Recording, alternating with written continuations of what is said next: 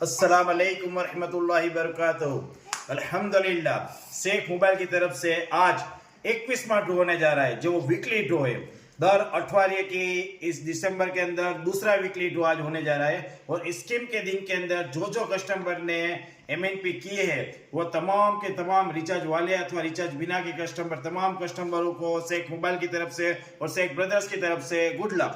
अब इस जार के अंदर तमाम स्कीम के दिन जो भाई ने MNP किए तमाम के नाम और मोबाइल नंबर के कूपन इस जार के अंदर है। अब इस जार के कूपन को मिक्स करेंगे हमारे अरमान भाई।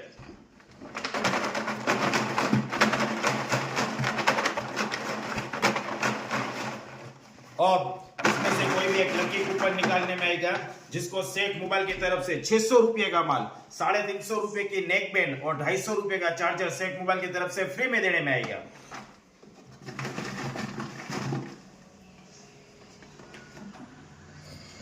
अब इस कूपन के अंदर कोई भी लकी विनर का नाम है। Lucky winner is 7694 92 Munshi Muaz भाई को शेख मोबाइल की तरफ से 350 रुपए की नेक बैंड और 250 रुपए का चार्जर फ्री में देने में आएगा। मुंशी मुआज भाई को शेख मोबाइल की तरफ से और शेख ब्रदर्स की तरफ से खूब खूब मुबारक। अस्सलाम वालेकुम रहमतुल्लाहि बरकातहू।